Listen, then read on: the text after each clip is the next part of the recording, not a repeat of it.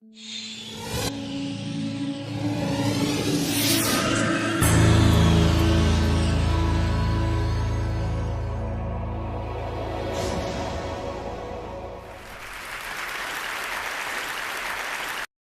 am a writer.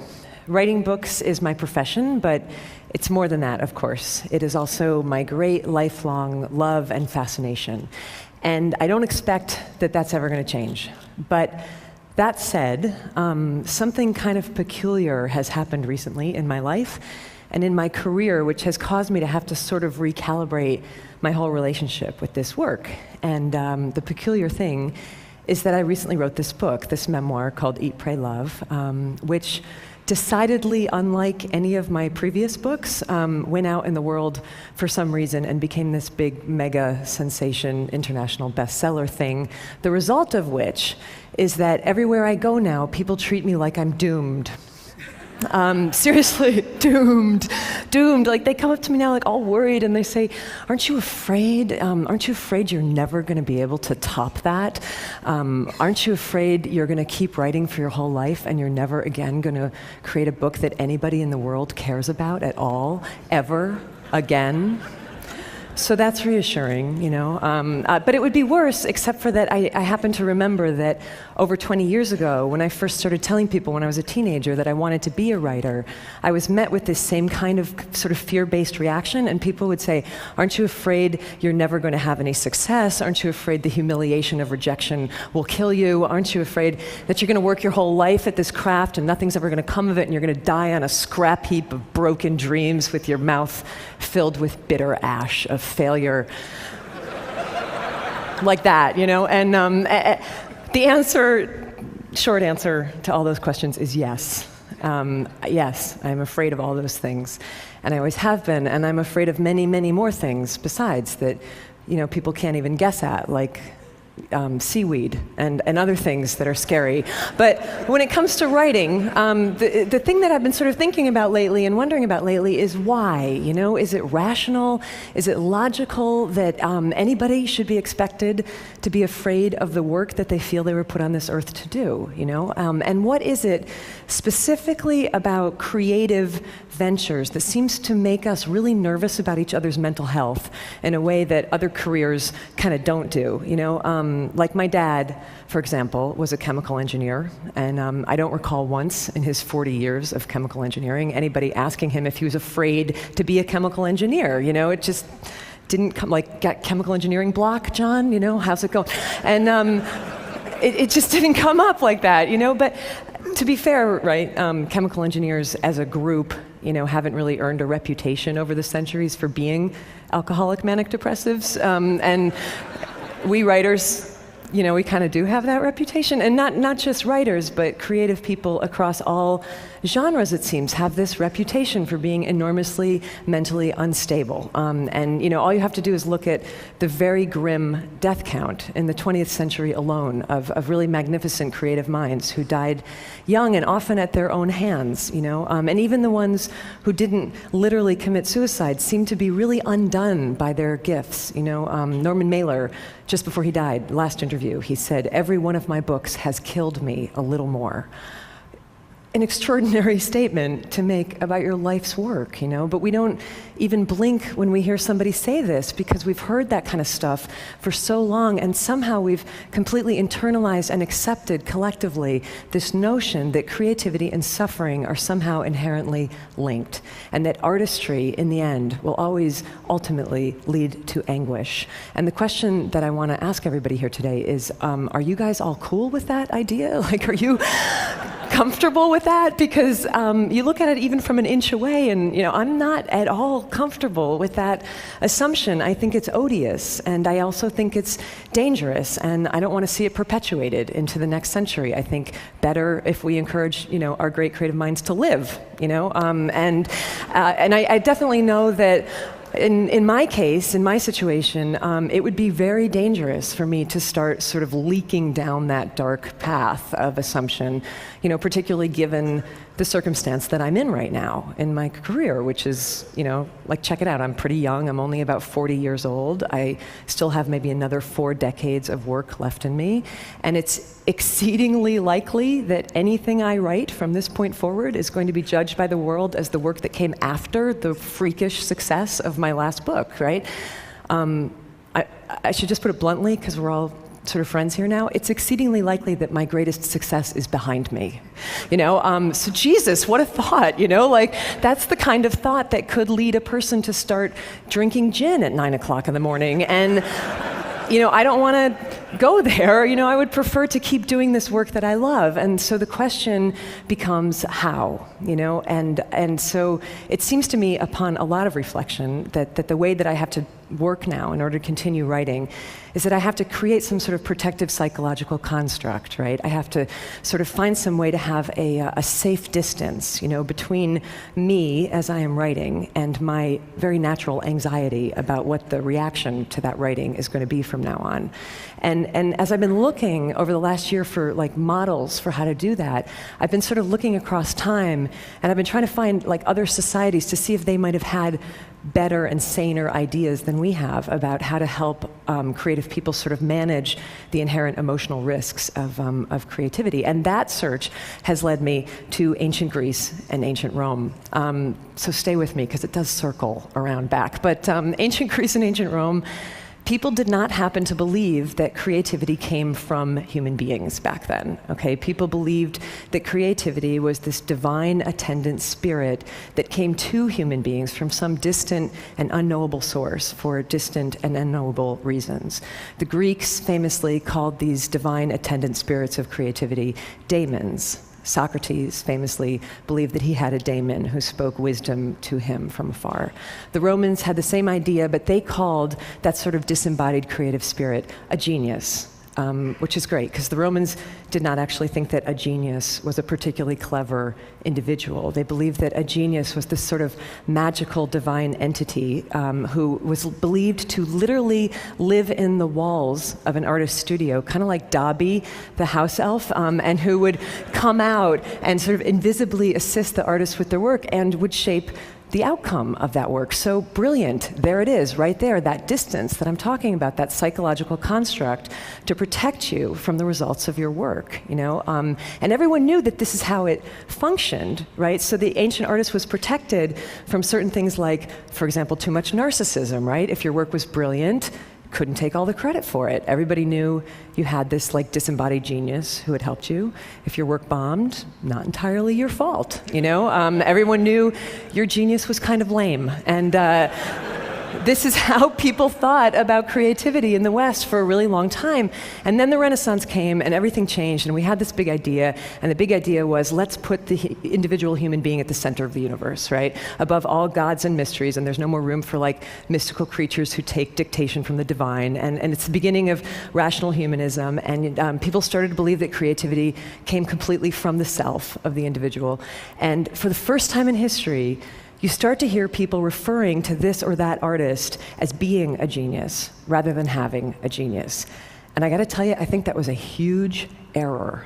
I think that allowing somebody, one mere person, to believe that he or she is like the vessel, like the font and the essence and the source of all divine, creative, unknowable, eternal mystery is just like a smidge too much responsibility to put on one fragile human psyche. It's like asking somebody to swallow the sun. It just completely warps and distorts egos, and it creates all these unmanageable expectations about performance. And I think the pressure of that has been killing off our artists for the last 500 years.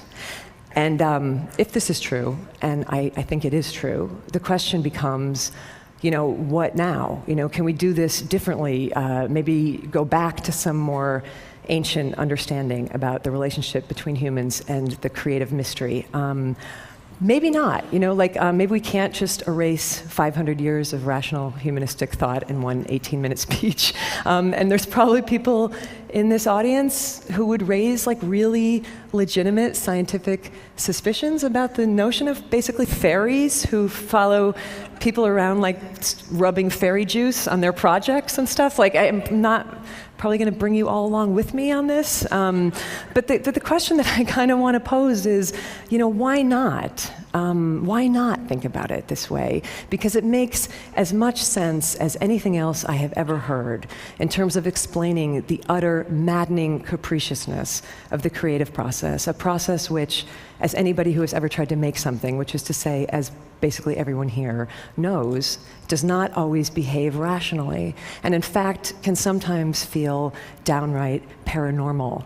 I had this encounter recently where I met the extraordinary American poet Ruth Stone, who's now in her 90s, but she's been a poet her entire life, and she told me that when she was growing up in rural Virginia, she would be out working in the fields, and she said she would feel and hear a poem coming at her from over the landscape, and she said it was like a thunderous train of air, and it would come barreling down at her over the landscape, and when she felt it coming, because it would shake the earth under her feet, she knew that she had only one thing to do at that point, and that was to, in her words, run like hell. And she would run like hell to the house, and she'd be getting chased by this poem, and the whole deal was that she had to get to a piece of paper and a pencil fast enough so that when it thundered through her, she could collect it and grab it on the page. And other times, she wouldn't be fast enough, so she'd be running and running and running, and she wouldn't get to the house, and the poem would barrel through her, and she would miss it. And she said it would continue on across the landscape, looking, as she put it, for another poet. And then there were these times, this is the piece I never forgot. She said that there were moments when she would almost miss it, right? So she's running into the house and she's looking for the paper, and the poem passes through her, and she grabs a pencil just as it's going through her, and then she said it was she would reach out with her other hand and she would catch it. She would catch the poem by its tail, and she would pull it backwards into her body as she was transcribing on the page. And in these instances, the poem would come up on the page perfect and intact, but backwards from the last word to the first. So when I heard that, I was like, that's uncanny. That's exactly what my creative process is like. It's not at all what my creative process, I'm not the pipeline, I'm a mule, and the way that I have to work is that I have to get up at the same time every day and sweat and labor and barrel through it really awkwardly. But even I, in my mulishness, even I have brushed up against that thing, at times. And I would imagine that a lot of you have too. Even I have had work or ideas come through me from a source that I honestly cannot identify. And what is that thing? And how are we to relate to it in a way that will not make us lose our minds, but in fact might actually keep us sane? And for me, the best contemporary example that I have of how to do that is the musician Tom Waits, who I got to interview several years ago on a magazine assignment. And we were talking about this. And Tom, for most of his life, he was pretty much the embodiment of the tormented contemporary modern artist, trying to control and manage and dominate these sort of uncontrollable creative impulses, that were totally internalized. But then he got older and he got calmer. And one day he was driving down the freeway in Los Angeles, he told me, and this is when it all changed for him. And he's speeding along, and all of a sudden he hears this little fragment of melody, that comes into his head, as inspiration often comes elusive and tantalizing, and he wants it, it's gorgeous, and he longs for it, but he has no way to get it. He doesn't have a piece of paper, he doesn't have a pencil, he doesn't have a tape recorder. So he starts to feel all that old anxiety start to rise in him, I'm going to lose this thing, and then I'm going to be haunted by this song forever, and I'm not good enough, and I can't do it. And instead of panicking, he just stopped that whole mental process, and he did something completely novel. He just looked up at the sky and he said, "Excuse me, can you not see that I'm driving? Do I look like I can write down a song right now? If you really want to exist, come back at a more opportune moment when I can take care of you. Otherwise, go bother somebody else today. Go bother Leonard Cohen, And his whole work process changed after that. Not the work. The work was still like oftentimes as dark as ever, but the process and the heavy anxiety around it was released when he took the genius out of him where it was causing nothing but trouble and released it kind of back where it came from and realized that this didn't have to be this internalized, tormented thing. It could be this peculiar, wondrous, bizarre collaboration, kind of conversation between Tom and the strange external thing that was not quite Tom. So when I heard that story, it started to shift a little bit the way that I worked too, and it already saved me once, this idea. It saved me when I was in the middle of writing Eat, Pray, Love, and I fell into one of those sort of pits of despair that we all fall into when we're working on something and it's not coming, and you start to think this is going to be a disaster, this is going to be the worst book ever written, not just bad, but the worst book ever written. And I started to think I should just dump this project, But then I remembered Tom talking to the open air, and I tried it. So I just lifted my face up from the manuscript and I directed my comments to an empty corner of the room, and I said aloud, listen, you thing, you and I both know that if this book isn't brilliant, that is not entirely my fault, right? Because you can see that I am putting everything I have into this. I don't have any more than this. So if you want it to be better, then you got to show up and do your part of the deal, okay? But if you don't do that, you know what? The hell with it. I'm going to keep writing anyway because that's my job. And I would please like the record to reflect today that I showed up for my part of the job. Because, thank you. In the end, it's like this, okay? Centuries ago, in the deserts of North Africa, people used to gather for these moonlight dances of sacred dance and music that would go on for hours and hours until dawn. And they were always magnificent because the dancers were professionals and they were terrific, right? But every once in a while, very rarely, something would happen and one of these performers would actually become transcendent. And I know you know what I'm talking about because I know you've all seen at some point in your life a performance like this, And it was like time would stop and the dancer would sort of step through some kind of portal, and he wasn't doing anything different than he had ever done, 1,000 nights before, but everything would align, and all of a sudden he would no longer appear to be merely human. He would be like lit from within and lit from below, and all like lit up on fire with divinity. And when this happened back then, people knew it for what it was, they called it by its name. They would put their hands together and they would start to chant, Allah, Allah, Allah, God, God, God, that's God, Curious historical footnote, when the Moors invaded southern Spain, they took this custom with them, and the pronunciation changed over the centuries from Allah, Allah, Allah to Ole, Ole, Ole, which you still hear in bullfights and in flamenco dances in Spain when a performer has done something impossible and magic. Allah, Ole, Ole, Allah, magnificent, bravo, incomprehensible, there it is, a glimpse of God. Which is great, because we need that. But the tricky bit comes the next morning, right, for the dancer himself, when he wakes up and discovers that it's Tuesday at 11 a.m. and he's no longer a glimpse of God. He's just an aging mortal with really bad knees, and maybe he's never going to ascend to that height again, and maybe nobody will ever chant God's name again as he spins, and what is he then to do with the rest of his life? This is hard. This is one of the most painful reconciliations to make in a creative life. But maybe it doesn't have to be quite so full of anguish if you never happened to believe in the first place that the most extraordinary aspects of your being came from you. But maybe if you just believed that they were on loan to you, from some unimaginable source for some exquisite portion of your life to be passed along when you're finished with somebody else. And, if we think about it this way, it starts to change everything. This is how I've started to think, and this is certainly how I was thinking about it in the last few months, as I've been working on the book that will soon be published as the dangerously, frighteningly over-anticipated follow-up to my freakish success. And what I have to sort of keep telling myself when I get really psyched out about that is don't be afraid, don't be daunted, just do your job. Continue to show up for your piece of it, whatever that might be. If your job is to dance, do your dance. If the divine, cockeyed genius assigned to your case decides to let some sort of wonderment be glimpsed for just one moment through your efforts, then ole. And if not, do your dance anyhow. And Olé to you nonetheless. I believe this and I feel like we must teach it. Olé to you nonetheless, just for having the sheer human love and stubbornness to keep showing up. Thank you. Thank you. Thanks. Thank you. Thank you.